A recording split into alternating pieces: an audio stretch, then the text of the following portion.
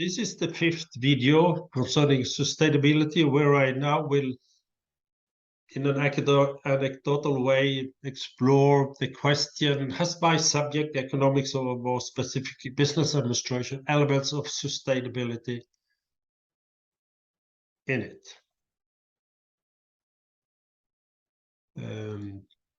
I share the slide where I have collected some, I could say, anecdotes of business administration indicating that we have sustainability in our subject. That the question, if it has, can be answered by tracing elements of sustainability in the subject. If elements of sustainability concerns long-term resource consumption, there are elements in business administration that can be used in sustainability thinking. There are, however, also elements that appear to be opposing the main ideas of sustainability. So let's run through some of the parts that I would like to tell you about: reporting, big business of sustainability, family business survival goal, limited liability, and the notion of equilibrium. One element of long-term can be found in accounting. The grounding assumption of financial accounting is going concern, which is assuming that the economic organization have an eternal life. Since we want to know the value created in a period, that is the profit that is defined as revenues less cost, and since there is no end for the organization, we need to consider accruals. By considering accruals, accountants have become experts in approximating costs, that is resource consumption, that is not represented by an expense. So within financial accounting, I would say that sustainability is not anything new. It is in fact the starting assumption of financial accounting. However, the problem with the sustainability in financial accounting is that it concerns only a specific type of resource. A resource in financial accounting contains many different dimensions, such as control and others, but at the end, a resource is ultimately defined with a value in monetary terms, which can be derived, direct or indirect, from a price. There has to be a price, be it market defined or defined in other ways. Thus, a resource in financial accounting is based on prices. If there is a price on a resource, it can be observed, that is recorded and therefore being considered through the lenses of financial accounting. This is a feature of financial accounting, independent if financial accounting is performed within a capitalistic context, a socialist, or a planned economy. If there is no owner to a resource, and therefore not a price, the resource and its consumption will not be considered. This deficiency of financial accounting, and given the importance of financial accounting, has created two reactions. One is to create prices on resources, that is to mimic the ownership, which inevitably means that state organizations create prices, which more correctly could be termed taxes on resources. The second is to create indirect prices on resources, which is when corporations experience, for example, institutional pressure, where consumers are not buying their products because they are not green, or through political organizations creating public debate about resource consumption. The cost of consumption of the resources enters indirectly into the financial accounting through, for example, less sales of a product. Some critics claim that the lack of sustainable actions can be blamed on the profit-oriented capitalistic corporation. While it is partly true, the fact that organizations in whatever economic system use the Italian financial accounting system as presented by Pacioli makes them prone to only consider, through the financial accounting system, resources that carry a price. Ultimately, one cannot really blame capitalists for this, but have to blame Pacioli and his successful system. Society, and the subject of accounting, has complemented financial accounting with accounting for resources lacking prices. Before we had social reporting, today we have sustainability reporting, for example, the triple bottom line. Today, due to the institutional pressure on sustainability, this is big business, both in the economy, for example, at their audit firms, but also among researchers. In the economy, the attempt of sustainability reporting is criticized for representing Greenwashing. That is, the more you report, the greener you appear. But you are not greener. You just report more green. Indeed, it has been claimed to support less sustainability instead of more.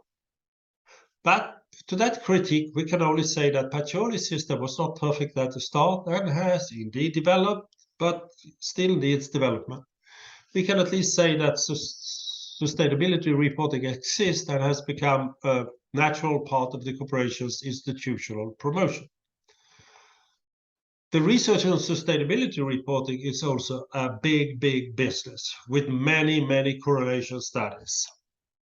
Probably driven by several factors such as the importance in the economy, the fashion of sustainability, the political interest by academics in these studies, but also by methodological concerns where the rather easy data access drive these correlation studies.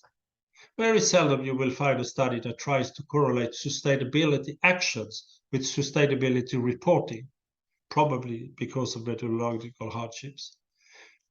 Very few studies ask the question, is sustainability a result of profit? That is, if you have profit, you can use part of the profit on sustainability actions. Or is it the other way around? Does it drive profit? That is, sustainability is an element of financial success. Does a corporation first invest in sustainable action and then receives higher profit? Or are sustainable investments made out of a good profit? Or instead of having our endless discussion of causality, looking for the single cause and are they simultaneous? That is, a well-managed corporation is good in many respects, including being good in sustainability and being good in producing profits. Another good question is if reporting creates actions, as indeed we sometimes teach in our budget classes. Is it the case that the deficiency of the reporting system to consider sustainability issues have created non-financial reporting that push corporations not only to report, that is greenwashing, but also towards sustainability actions in order to avoid being accused of greenwashing? That is, you get what you report. Another feature of business administration is the study of family firms. These are organizations that are not operated according to the assumption of profit maximization, but according to the corporatism model, that is, the survival of the firm, so it can support the family in several generations. Since the family contains adults, but also children that will become adults, the family business has to support not only the adults and their children of today, but also the children when they have become adults in the future and their children. This infuses the family business with the logic of survival, which some people call sustainable.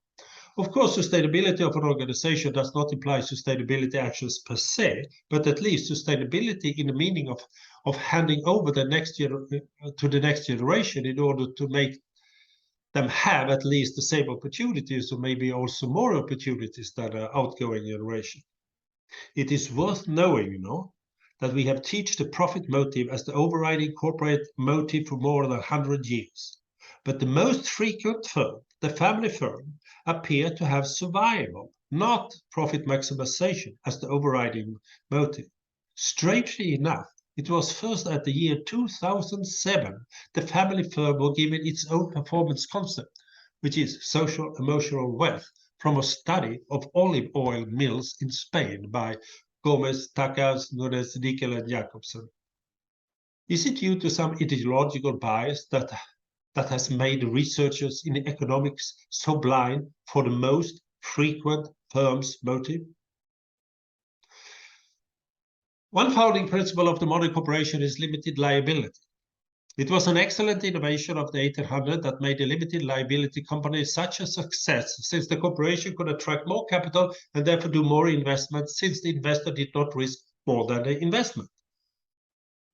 But it turned debt into residual capital, since the investors only had to return to the debt holders the amount they had invested in the corporation, not the amount the corporation had lent. But limited liability is even worse. In the case of a corporation that has mistreated the environment and then gone bankrupt, no one can trace the investors and ask them to pay for the cleaning of the environment. They will say, limited liability, and then go back to their wallet and count the money they earned as profit when they polluted the environment.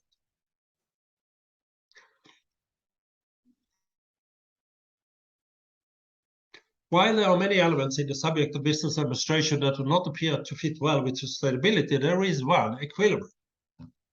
Economists have a well-developed attraction to the idea of equilibrium. It exists in the double-entry Italian bookkeeping Pacioli system, where debit and credit balance. It exists in the price, where a price is established when demand and supply reach each other, and it is well established as an ecological equilibrium in sustainability. But while equilibrium can appear to be dynamic, it is the opposite. The road to equilibrium is the dynamic part, and the balance is the frozen moment of no change, the price. Thus, it appears that a conservative attitude in sustainability is present in the only strong sustainability idea of economics, the equilibrium. Why do we not change focus from the balancing point of the equilibrium to the movement from or to the balance point?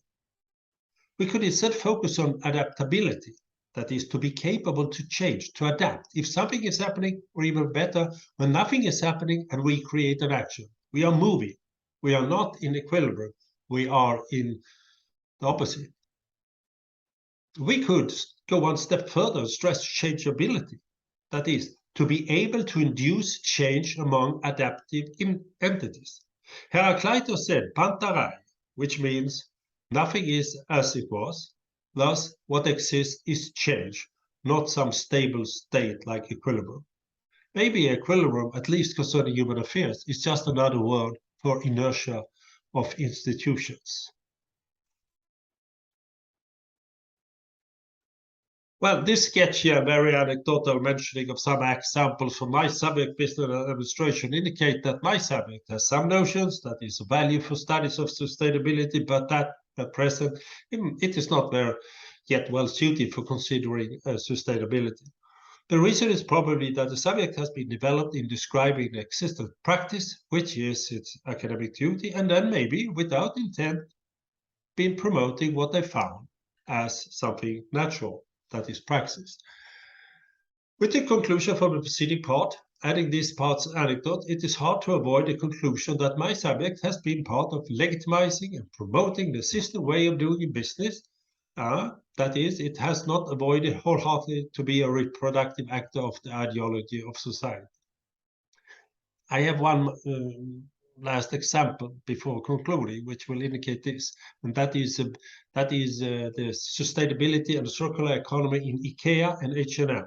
As a Swede, IKEA, we are very proud, of course, of IKEA and H&M, but the business model of the Swedish glorious corporations IKEA and H&M includes sustainability today, mainly through conditions of production and through recycling. The recycling does not, however, contain the idea of circular economy, since the recycling is mainly through transformation of the material, but not that of the circular idea of reuse through second-hand and through repairing, and especially the circular idea of repairing. As far as I know, IKEA has started with second-hand in their circular shops in Italy, la seconda vita di IKEA, as they call it. H&M has started their pre-loved selling, which are used clothes. But the repairment in the circular idea is not stressed. H&M has some tips that they call H&M Take Care, which is not a business for them, since it only informs the consumer how the consumer could do to prolong the lifetime of the clothes. H&M do not have any take care shops where seamstresses and tailors repair the clothes. IKEA has the same approach, serving their customer with some spare parts and with videos of how to repair, but they do not have shops where carpenters repair the furniture of the consumer.